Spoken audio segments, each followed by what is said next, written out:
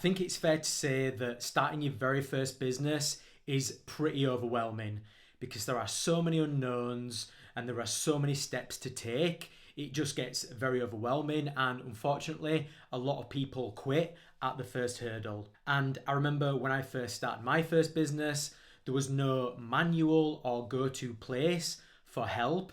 And so I just had to find my way through all the losses and the wins and learning points. And so I wanted to provide a kind of roadmap to help guide you through those first steps before you even open that business. So all you new budding entrepreneurs are less overwhelmed and it's just much easier to get going. And if you don't know who I am, I'm Michael J. I build 6 and 7 figure businesses, and it is my absolute passion and calling in life to teach as many people how to do the same thing. And in this video, I'm going to walk you through the 6 things that you absolutely must know before starting your business. Okay, so I've got a lot to cover today, so I'm just going to jump straight into it. So the first thing you need to do, or there's kind of 2 things in, but they both go hand in hand, so I've put them into this one must-do thing. And that is to choose your company structure and to get an accountant to help you do that. Now, you don't absolutely need an accountant to help you choose your company structure, but they are the professionals. They know what they're doing. And if this is your first time, I would highly recommend getting that professional to help you to decide that, because there are a lot of tax and legal implications that you need to make sure that you're adhering to so you don't break any laws in the country that you're in. And what the company structure is and what it does is it's basically your financial and legal vehicle for your business. Okay, so customers don't care about your company. They only care about the front end, the products, the brand. Your company, some people call this the business end, is in the background and it is just running your finances and making sure that you're being covered legally in whatever country that you're in. And just to make it clear, in this video, I'm going to be talking more in the UK side of things because I reside in the UK and from the UK, and I want to make sure people in the UK specifically know exactly what terminology there is out there, because in the US, for example, there is slightly different terminology for tax and business numbers and things like that. But just for reference, this is going to be more tailored to the UK side of things. So if you are from the US, make sure whatever resources you've got over there to check in, they're all kind of similar, but they've just got slightly different names. So just make sure you're doing that cross check. Okay, so there are a number of different structures out there, and whoever you speak to will probably give you a slightly different answer. And you've got to be careful when you go into accountants, because accountants deal with finances and accounts, right? Don't go into an accountant thinking they are business advisors, because some accountants will try and advise you as if they are business advisors, and they're not. But they definitely will help when it comes to company structures. And as I mentioned before, there are a number of them. So I'm going to walk through each one. I'm not going to advise which one you should do. Again, you need to speak to the professionals, which is the accountant. And just very quickly before I do that, keep in mind that you don't just want to get a company structure for right now. You might be Joe Blogs, you might not have any members of staff, and you might just be turning over a few grand a month, which is absolutely fine. Most businesses start off like that. But think of the 18 to 24 months time frame, and that's where you really want to be aiming what type of structure you want.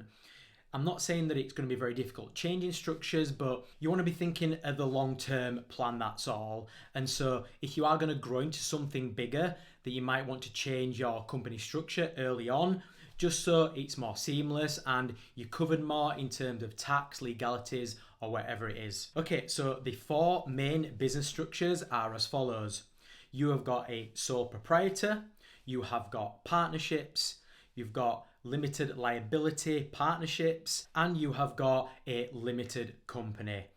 And the type of businesses that I've had, no matter what I've set up, I've always got going with a limited company.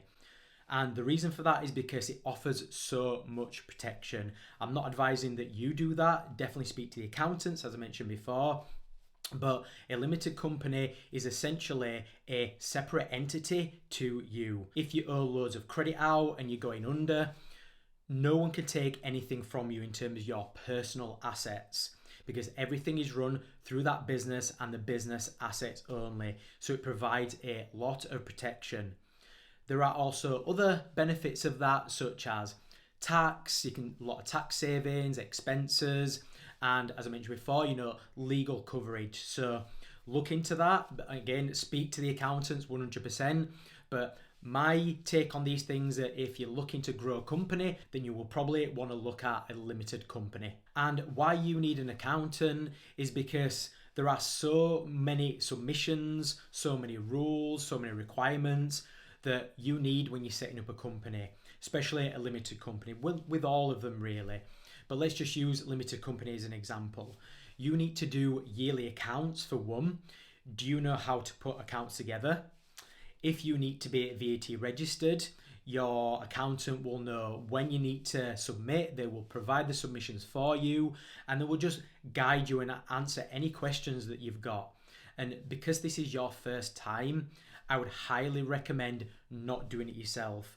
Some people, when they first get into business, they want to do it all themselves because it's a bit of an ego thing and a bit of a control thing, right? But it is better to delegate wherever possible, where you need professionals. Okay, so the next thing that you must do before starting a business is to get a business bank account.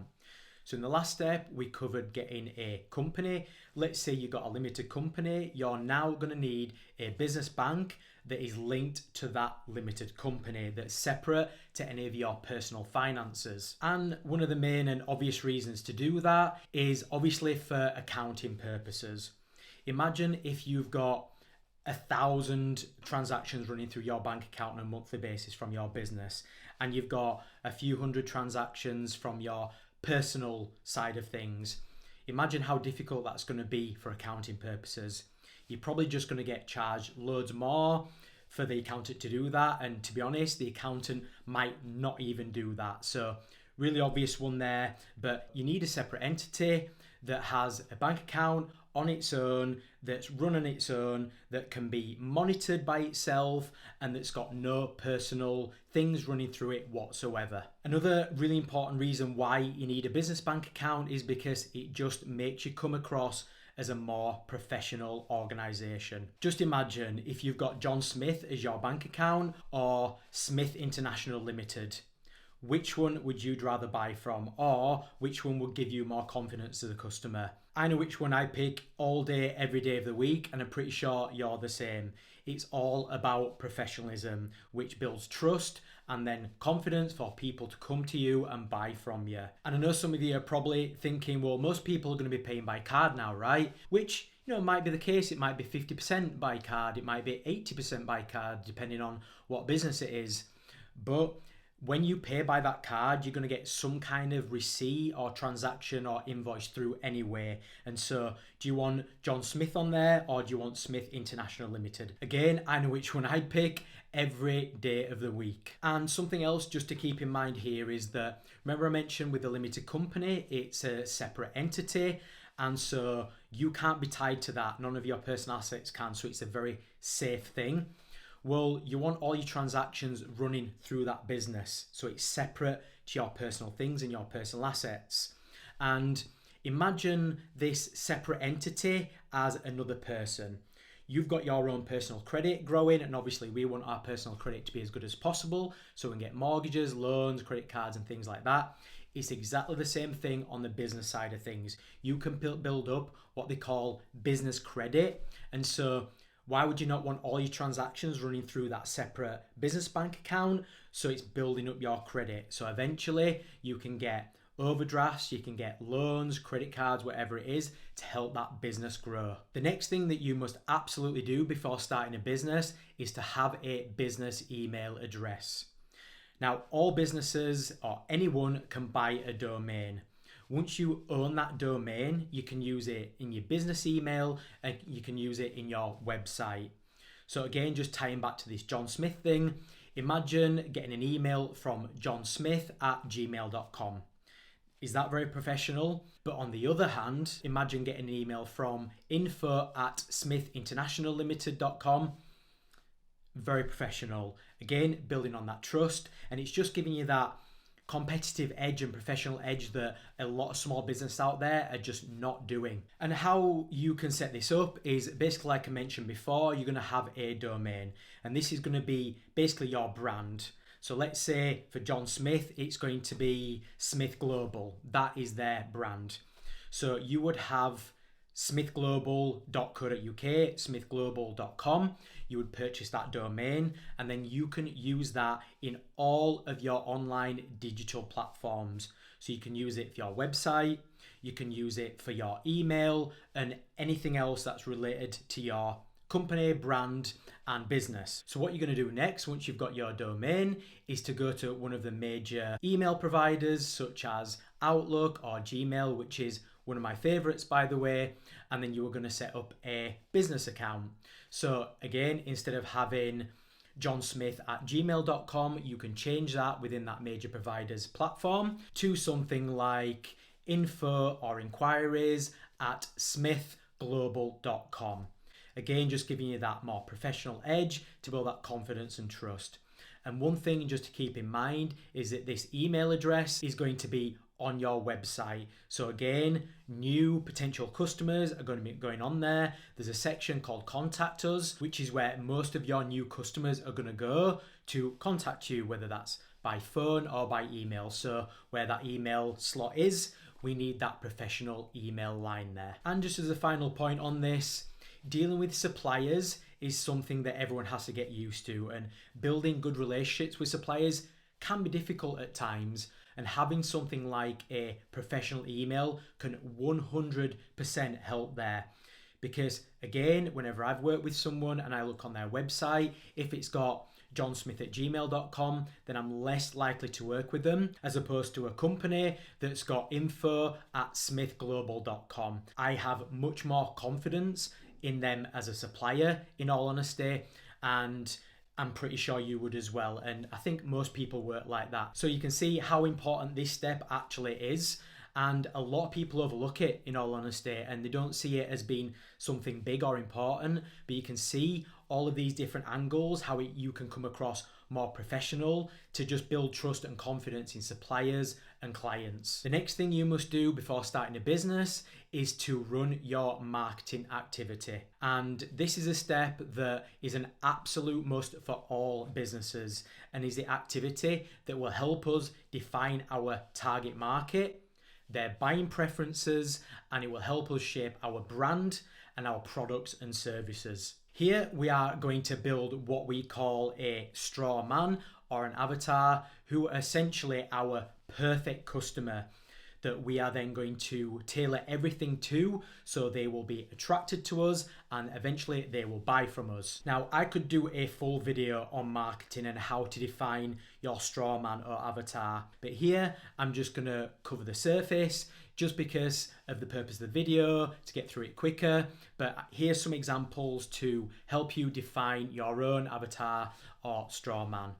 So you have someone's age, you have someone's sex, where do they live, what the orientation is, what the colour of their skin is, where do they work, what are their hobbies and interests, their buying preferences, so where do they buy, how do they buy, what do they buy, and there are many, many more. So hopefully that gives you enough to get going, but that is how you define your straw man. Once we have done that very important activity, it will help us define many things, including our products and services. What it will also help us do is give us an idea of what our brand needs to look like, which leads us nicely onto the next step, which is defining and creating our brand. And as I've mentioned on multiple videos at this stage, creating a brand is an absolute must. It's vital to any small business and big business, but more specifically, small businesses. It's what people know you for. It's what you stand for, and it defines who you are and what you offer. It's essentially your identity. So the amount of work you put in your brand can mean the make or break of your business. Let's take an example of a personal trainer. I know some personal trainers who work very hard on personal branding. They're creating loads of content. You know who they are and what they stand for, and they do very well. And I know some personal trainers who don't do anything in terms of personal branding, content, marketing strategy, all related to their brand, and they're not doing very well because people are confused who they are and they're just trying to do too many things. And so people like, do they do this or do they do that? And so it just confuses them, so they don't end up buying from you. So it literally can mean the make or break of your business. And something I wanted to add here is that this is different to your company.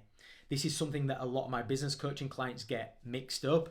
So your company is your back-end vehicle for finances and legalities. Your customers don't care about that. Your brand is the front end of your business. It's what's going to be on your clothes. It's going to be you if it's a personal brand. It's what people are going to know you for. So I just wanted to cover that up just to make sure that you know the differences in those. And your brand should be shaped based on the information that comes out of the marketing activity that we did in the last step. Very, very important that those two align. You don't want to have an avatar. Let's say your avatar is a 50-year-old woman that earns over 100k, that likes going on yachts and going to golfing tournaments and whatnot, and you don't want your brand to be aimed at young 18-year-old boys that don't have a lot of money. It's just not going to work, right? So it all needs to tie up to make sure that you can attract the audience and they're going to buy from you. And don't be afraid of being something cheap. I don't think there's anything wrong with that. Think Sports Direct, multi-billion pound company. They know the cheap. The brand looks cheap, but it looks sporty, so it's all aligned with the genre. And people know it for being a cheap sports brand, and that's fine. But if you are a high-end seller, you've got high-end products, high-end quality, and high pricing points, you need to direct your brand at that area, or people are just going to be confused and they're not going to buy from you. And so just to explain what a brand is. So a brand is a name, right? And it's also a logo. Now, you don't necessarily need a logo, but a logo can definitely help give you more brand identity. Just think Nike with the tick. Immediately when someone says Nike or Nike, whatever you want to call it, you just think the tick. So immediately, you know that brand, they're well known and they've got strong identity just with that very simple tick. And then think something like Louis Vuitton. Immediately when I hear that, I see the L and the V in the very high quality fonts. And then immediately I also think brown, light brown and dark brown, because every single one of their clothing or accessories is pretty much in a brown colour with the LV in it with dark brown and light brown colours. So just from hearing that, I know that that is their brand. So again, very strong identity with not only the brand, but the quality and the price point. So just in summary, we need to make sure our brand aligns with our target market, who are the avatar or the straw man, and it needs to align with the genre, the niche, or the industry that we're going to be selling in. If you can get that right, then you are off to an amazing start to actually make sales. Okay, so the final thing you must do before starting a business, there's kind of two things in here, but I wrap them up into one, is to have a website and social medias. Now, in this digital era, it's not even a question as to whether you should or not. You need a website and social media together. Almost everyone in the world, if not everyone in the world, uses social media. They use the internet, and so we need to have a presence there. And we need to start having a presence before we even start a business. We need to start posting content consistently, and we need to make sure it all aligns with our brand that we discussed in the last step. But what is a really effective strategy when it comes to social media and posting is to start posting from the very beginning of your journey. A lot of people are really scared of doing that because they don't want to seem like a beginner or not very good or rubbish at first, right? But we all feel like that, and it actually provides a little bit of vulnerability, which clients or new customers actually like. And if you start posting your journey right from the beginning, and then if you continue through that all the way through to starting your business when you have improved and you've actually got your products or your business, your shop up and running, then already you'll have built up a really nice warm set of leads. People will feel a connection to you, especially if they've been there from the beginning, and eventually once you start selling your products, they will almost feel obliged to buy from you. And no matter what content we are posting, whenever it comes to making sales, eventually when you have your products or services, we need that website that I mentioned at the beginning of this step.